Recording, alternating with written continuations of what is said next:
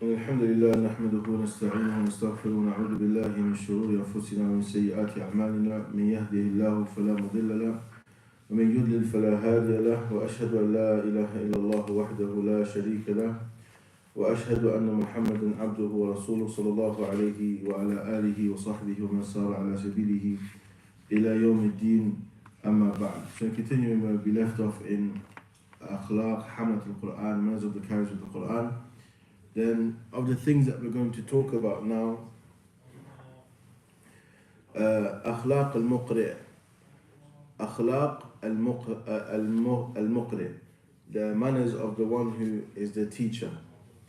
And يعني قال المؤلف رحمه الله ينبغي لمن علمه الله سبحانه وتعالى كتابه فأحب أن يجلس في المسجد يقرأ القرآن لله تعالى يغتنم قول النبي صلى الله عليه وسلم خيركم من تعلم القرآن وعلمه.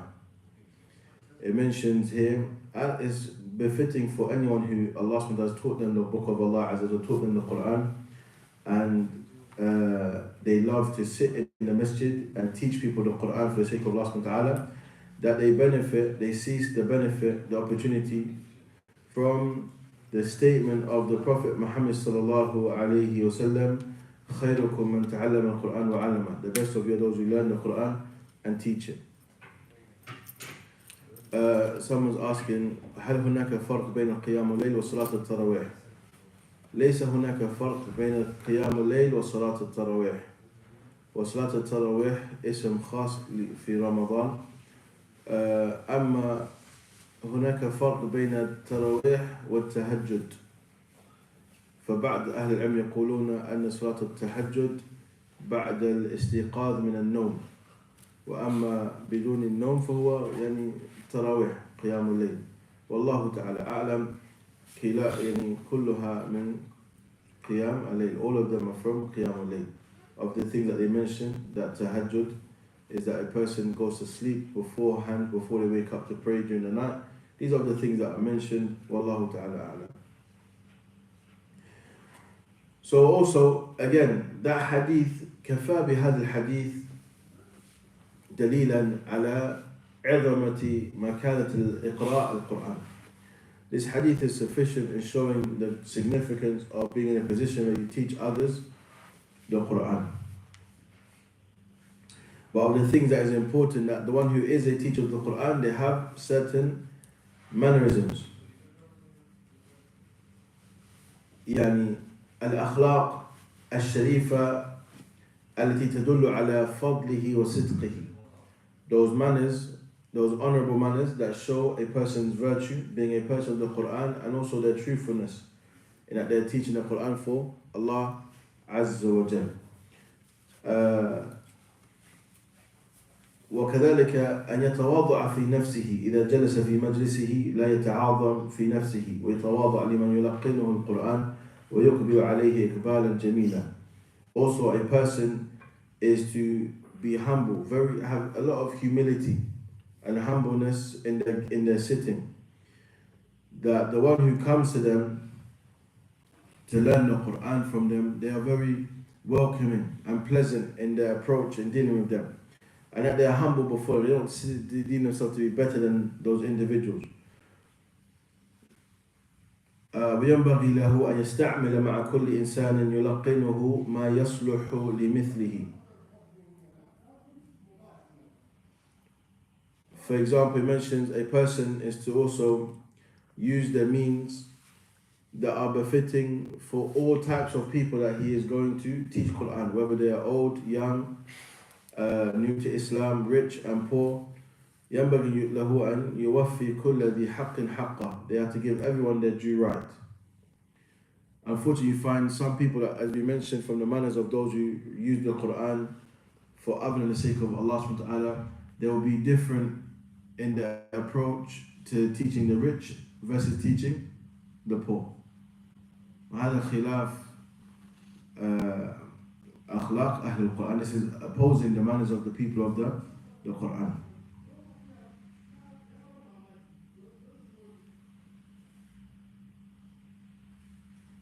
وينبغي له أن يحذر على نفسه التواضع للغني والتكبر على الفقير. So he mentions that a person is to also warn themselves and take caution within themselves from being those who are humble with the rich but arrogant with those who are poor and needy. Those who are poor and needy. These are characteristics that a person is to take great caution from. As Allah subhanahu wa ta'ala mentions, وَلَا تَعْدُ عَيْنَاكَ عَنْهُمْ تُرِيدُ زِينَةَ الْحَيَاةِ الدُّنْيَا. Don't turn your eyes from them or hasten towards them, look towards them in haste that you're seeking the worldly life. فإذا كان قوم أرادوا الدنيا فحبوا من النبي صلى الله عليه وسلم أن يدني منه مجلسهم وأن يرفعهم على من سواهم من الفقراء فأجابهم النبي صلى الله عليه وسلم إلى ما سألوا لا لأنه أراد الدنيا ولكنه يتألفهم على الإسلام فأرشد الله نبيه صلى الله عليه وسلم على أشرف الأخلاق عنده فأمره أن يقرب الفقراء وينبسط إليهم ويصبر عليهم وأن يباعد الأغنياء الذين يميلون إلى الدنيا ففعله النبي صلى الله عليه وسلم.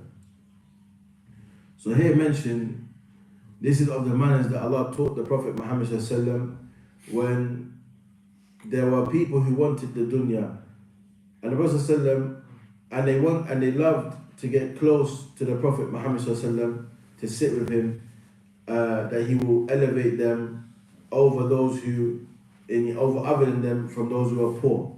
So the Prophet ﷺ answered them and answered their questions, not because he wanted the dunya, but because he wanted to bring their hearts closer to Islam. So Allah guided the Prophet Muhammad ﷺ towards the best of manners and commanded him to bring the poor nearer to him and be more welcoming and open towards them and easy with them, and to be patient upon them, and to distance the rich who are inclined towards the worldly life, who are seeking the worldly life. And this was what the Prophet ﷺ did. He took on that advice from Allah Azza wa Jal, that command, and he kept those who were rich that sought the dunya at a distance and brought nearer to him those who were the poor. Because those who were rich, they sought closest to the Prophet Muhammad ﷺ not to benefit from Islam, but as a means to benefit from their status in being of those who were close to him, sitting close to him. And these are the things that Allah subhanahu wa ta'ala cautioned the Prophet Muhammad ﷺ from. And likewise, we are also to be of those who don't fall into this trap by seeking closest to people of status and wealth to benefit from those worldly matters and distance ourselves from the poor and needy because we don't feel we'll benefit from them.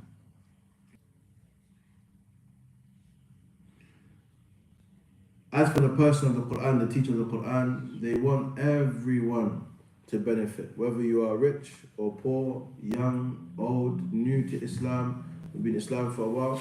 They want every individual to benefit from their teachings of the Quran, to be a means of khair عند الله تعالى.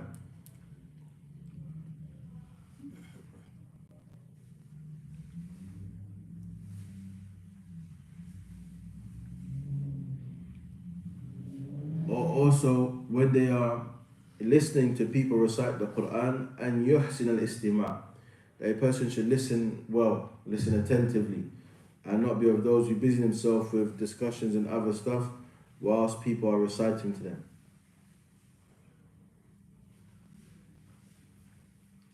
So the one who's reciting upon them will benefit, and they will also benefit themselves. وَيَتَدَبَّرْ مَا يَسْمَعُ, and also they'll be able to contemplate and ponder over that which is being recited to them. And you never know, perhaps when a person is listening to Quran from other than them, this will benefit them even more, and they'll get an increase in their iman.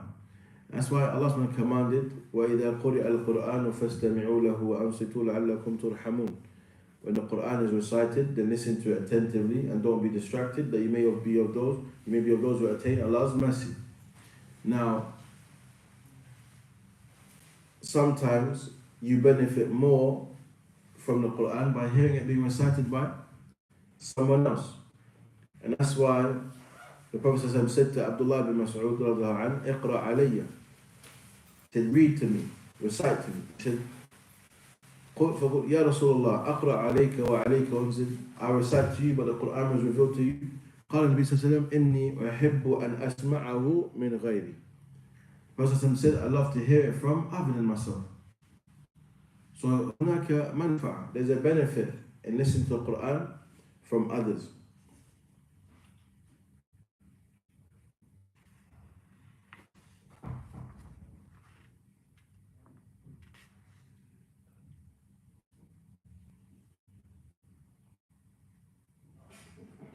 Also, of the things that is mentioned, when someone's reciting Quran to you and they make mistake, don't be harsh with them. Don't be harsh with them, rather it requires patience. And this is based on the hadith of the Prophet Muhammad, إِنَّمَا بُعِثْتُمْ مُيَسِّرِينَ وَلَمْ تُبْعَثُوا مُعَسِّرِينَ. So you have been sent as those to make things easy, not of those to make things difficult. So the Muslim is required to be a means of ease. About ease for the people, not making things harder. The Quran for one who's learning is already hard initially. And that's why they get two rewards. Reward for reciting and a reward for the difficulty. But as a teacher, you shouldn't make it even harder upon the person, where you're stern and hard with them, that makes them flee from learning the Quran.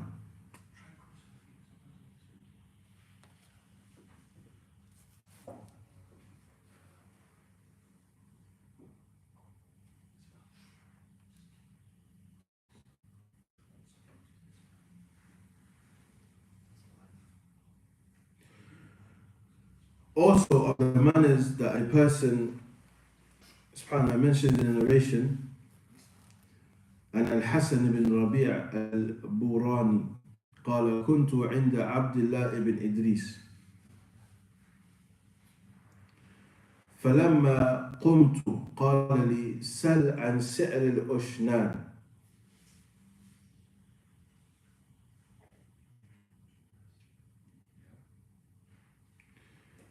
And this is a type of herb that is used for washing. فلما مشيت ردني فقال لي لا تسل فإنك تكتب مني الحديث وأنا أكره أن أسأل من يسمع مني الحديث حاجة. He mentioned Al-Hassan ibn Rabi' al-Burani. He was sitting in the class of Abdullah ibn Idris. And when he got up, he said, Abdullah ibn Idris asked him to ask regarding the price of this particular herb. And when he began to walk, he actually called him back and said, don't ask. Because you take hadith from me, you write hadith from me. And I dislike to ask someone who listens to hadith from me for any need. But unfortunately, you have some today, they will ask their students for everything, knowing that the student will be shy to say no. But as for him, he didn't want to ask someone who studies from him for any need at all. هذا أخلاق حملة القرآن والمقرئين, the teachers and the people of the Quran. They don't ask people for needs, knowing that people will respect their position and always want to do it for them.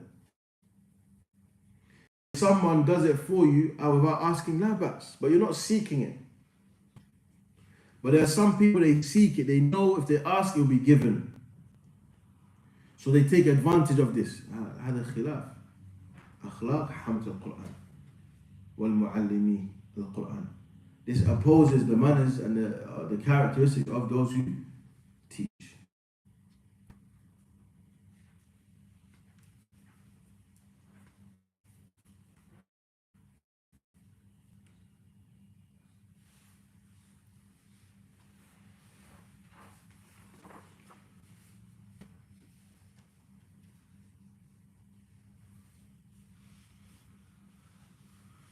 Also, the things that is mentioned, another example, Khalaf ibn Tamim, Mata Abi. He said, Mata Abi wa alayhi daynun. فأتيت حمزة الزيات فسألته أن يكلم صاحب الدين أن يضع عن أبي من دينه أن يضع عن أبي من دينه شيئا فقال لي حمزة ويحك إنه يقرأ علي القرآن وأكره أن أشرب من بيتي من يقرأ علي القرآن الماء.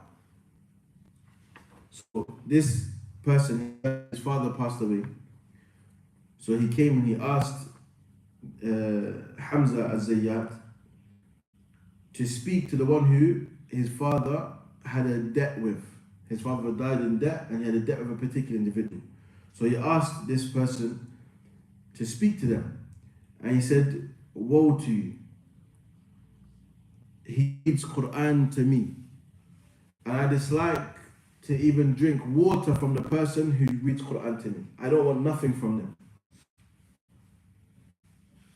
And it shows the mentality that they had. لم يتأكلوا بالقرآن. They didn't use the Quran as a means of seeking their livelihood. But this does not negate the permissibility of charging for your time. There's a difference. That a person charges to be able to facilitate the time to teach. Not that they're charging for what they possess. We find someone says, my isnad is the shortest, so I'm going to charge so much more money. And they're like, لا هذا لا ينبغي.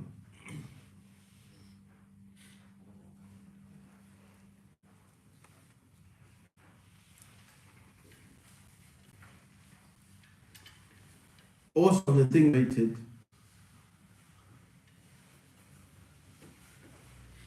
عن أبي هريرة رضي الله عنه قال رسول الله صلى الله عليه وسلم whoever learns knowledge مما يبتغى به وجه الله, from that which is sought for the sake of Allah subhanahu wa ta'ala, لا يتعلمه إلا ليصيب به عرضا من الدنيا.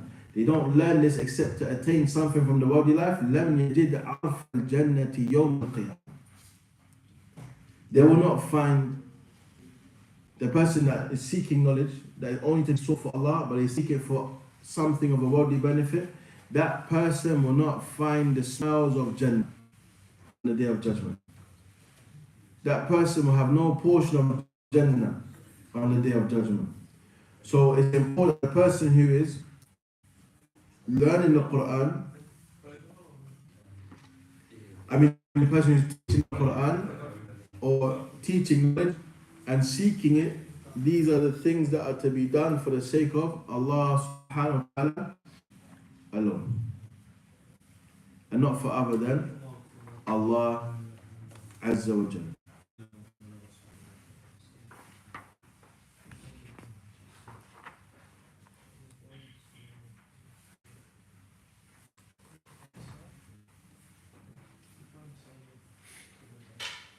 Now, inshallah, we'll stop here, and tomorrow is Friday. Tomorrow after Asr, inshallah, I'm going to do a talk on matters related to the last 10 days of Ramadan. Inshallah. That'll be at 4 o'clock. Or maybe 5. Maybe 5. 5 o'clock, inshallah. Now.